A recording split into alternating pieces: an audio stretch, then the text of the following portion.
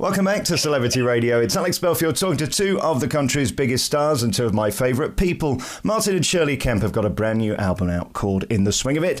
It's out now, and I'm delighted to say they join us today. How are you guys? I'm very well. How are you? I'm not bad for my age, but not as good as you, Martin. I mean, you've got the perfect life, really. You've got a beautiful wife, you've got a son who loves you, you've got it all going on, really, and so much to talk about. Congratulations. Thank you very much. I'm a lucky man. I'm telling you, you've both had incredible lives, but let's start with you first, Shirlie. I mean, can you ever remember a time when your life wasn't extraordinary? You've always been surrounded by completely incredible people, haven't you? Yeah. I mean, not that I'm kind of thinking, I must find some extraordinary, incredible people. I just attract, I like people who are honest with themselves, who have found their passion in life.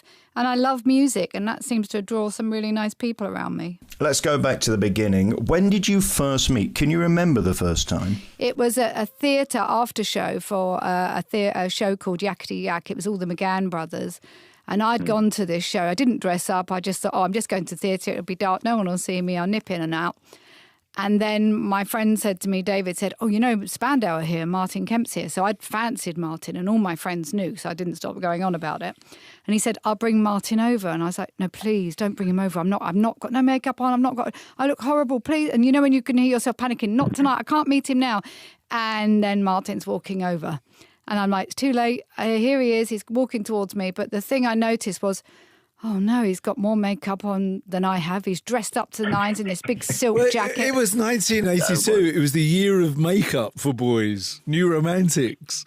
Pretty disappointed, I think, when she saw me. Yeah, I was like, oh, dear. I think this is perfect, though, because, Martin, if you see somebody at the worst and you still fancy them, imagine what they're going to look like when they're all dolled up. That's what I say. That's what I thought, That's exactly right. Listen, but Shirlie never looks bad. She always looks good. For both of you, we're going to get to the question next, which is the point you're going to cut me off and say you're outrageous, but I want to know what it's like to be a sex symbol, because you're both, Mr. and Mrs. Delicious, been on people's walls for years. But first, let's talk about this new album. I listened to it last night, and it's quite extraordinary. I mean, of course, Shirlie completely outsings you, Martin. We all know this. Of course she does. She's got a beautiful voice. When we were in the studio, she sounds like Doris Day.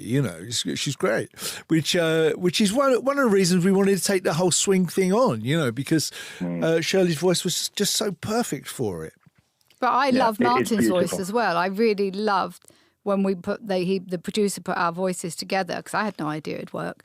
And I just thought, wow, who knew that we could blend our voices so well? No, it's quite lovely. And of course, it's got some bizarre choices on that are so wonderful to hear again. I mean, Berkeley Square, which is just that classic, probably from the 20s or something like that. And there it is right at the beginning. Well, that song came around because, last year I did Chicago in the West End. And it was the song that everybody used to warm up to, in the afternoon when you first turned up at the theatre. And I absolutely loved it because straight away it reminded me of me and Shirlie on our first date, going and walking around the West End, that feeling of you don't want to go home, the sun comes up, that kind of vibe. And so when we started to look for songs, that was on the top of my list. I absolutely love that song. It's like a love letter to London, isn't it, really? Absolutely. Yeah, absolutely. And all the songs that we chose were moments in our life. Like The Way You Look Tonight was stuff that I'd said to Shirlie over the years. There's a line in it where I say, that when you smile, it wrinkles your nose. And Shirlie has this line across her nose when she smiles. And so everything was kind of perfect. You do seem, I said at the beginning of this interview, to have a dream life, and I'm sure there's ups and downs and happiness and sadness and all of that stuff. But to find a best friend and a lover at the same time must be incredible, and especially in show business, because when you're surrounded by people of, well, let's say great temptation, there's a lot of attractive people. You were in Chicago with my mate Maz Murray. They don't get better than that. That's right, Maz, yeah. And all day long, there you are around people, yet you've still always stayed loyal to each other. How do you do that? You should write a book on that, because it's not easy to survive show business sane. You have to have two things. You have to have love, and then you have to have friendship. Would you ruin those two things? Of course not. I wouldn't ruin a friendship with my best friend. And that's what it comes down to.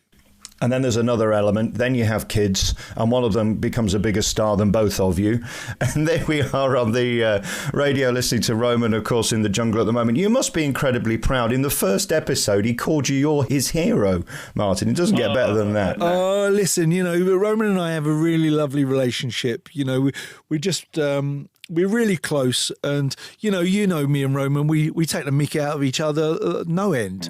Like you watched the song Gogglebox together recently over the past few months, and we just we banter with each other, and we're just like best mates. So I love him dearly, and I have to say, when I was watching that episode, and I was actually tucked up in bed at that point with the TV on in the bedroom, and it brought a tear to my eye when he said that. And of course, the programme continues on Channel 4. It's obvious now it's going to be Martin and Shirlie. Roman's going to be too big, successful and busy. Is there hope we could see you both sat there slagging off other celebs on TV? Yeah, well, let's see. Let's see what happens. Okay. We'll leave that there. Let's talk about back in the day. And I always love reminiscing. And of course, the biggest star in this country that people loved was George Michael. And not only did you get to work with him, you called him a friend. What a magical time that was for you. It doesn't get bigger than that era for both of you. But for you, Shirlie, what a magical time. Yeah, I mean, I count myself very lucky that to me, he wasn't George Michael. He was just one of my best friends. He was like a brother to me. And, sadly, you look back on your life and you think, wow, that was an incredible relationship I had. And I still feel so full of love about it. I just look back and think I was just lucky to have experienced him and our relationship. So, he's so dearly missed now, but I just look back with just so much love. What is it like being famous and having other famous friends and then, of course, switching on the radio and hearing them? Nobody else has that. It must be peculiar because he still lives on today. I mean, the biggest film at the moment is Last Christmas. So need we say more? Yeah. You know what? That makes me really happy because I knew him so well. I knew his real baby in the world was his music, and the thing that he wanted, that was his legacy. And that's why this Christmas, I just feel it's a new Christmas for me, because I feel like, wow, his music's coming out again. It's in a celebrated way. It's not anything negative around it. Everyone's and that's, I know, because I know him, that's what he wants. He just wants you to enjoy his music. It's what he was here for. He always used to say to me, that's what I'm here to do. I'm here to make music. He didn't have any other agenda.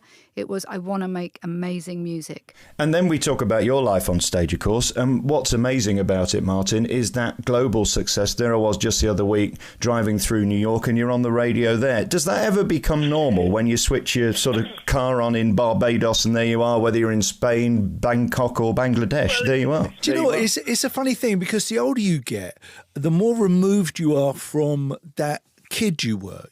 I was like, how old was I? 22 when I was making True and Gold. And so, every 7 years of a human being, you replace every cell in your body.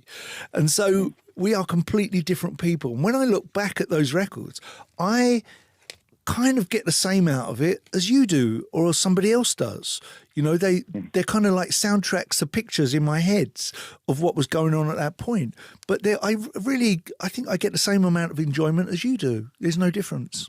You're not going to want this question, but is there any hope we'll ever see the three of you back on stage doing those harmonies and that show again, or is that done now? I would love to think there is a hope, but there's 5 of us in that band that all have to say yes at the same time. And if we can do that, it would be great. And I'll be in there like a shot. But let's just keep our fingers crossed. Back to this new album, and what's amazing about it is you leave us with a bonus track of It's Beginning to Look a Lot Like Christmas, which it is as we sit here at the end of November. Did you ever think, let's say 20 years ago, all right, 30 years ago, that this could ever happen? Was it always a plan, or has it just sort of happened by mistake? Absolutely happened spontaneously. I mean, I literally was told like a week before that I was going in the studio to even do this. So for me, I didn't even have enough time to even think about it. Just get the songs chosen quick and get in there and sing them. If you'd have told me this, I wouldn't have believed you. But here we are, made an album, and I absolutely is so proud of it. It's sort of got that classic sort of cross Bublé, Frank Sinatra feel. That's deliberate, of course, with it being a swing album. Has this always been a favourite? Because, of course, with you, Martin, and of course you, Shirley, too, with Pepsi, we've got all the pop stuff. So you wouldn't necessarily think a big band would be your natural home, but it does sound perfect. Well, like I was, my mum and dad owned about 6 records. And when I was a kid, we never had any money. And they were Frank Sinatra, Dean Martin, Ella Fitzgerald. And making this album for me, when it came around, it was a musical journey of discovery. It was a chance to look into swing and to buy all those records that my mum and dad couldn't afford and to find out what was on them and, just discover it. And what I found is I absolutely love it so much, that sound. It's so big and so fulfilling when you play those records. And it's perfect Christmas music. This is something I have wanted to do since the 80s. I've just felt so more comfortable with swing music and listening. I just love double bass and all the brass. There's just so much to it that you're listening to. When I listen to the album, I'm listening to every detail of instrument on there. It just feels so full, so feel good, so glamorous. It's got everything. So yeah, this is the type of music that I've dreamt of singing. And, of course, You Make Me Feel So Young is the best track on the album, isn't it? Because that's the best swing song ever. Well, funny enough, that was the demo version. That was the first time I went into the studio with Martin when they said, bring Shirley in. And Martin said, well, let's sing You Make Me Feel So Young. So we went in and we did a demo. And producer Brian Rawlin just said, that is it. I'm keeping that demo. We're not changing that. He said there was so much magic because it's the first time we'd ever sung together. So I didn't know neither of us knew at that point. Together, yeah. So neither of us knew when we were in the studio singing that it would have sparked this kind of whole album off. Well, I certainly didn't know. But, when you've been in a relationship as well, going back to how true the songs are to us, when you're in a long relationship, you do make each other feel young. Because you've grown up together. So you're always in your...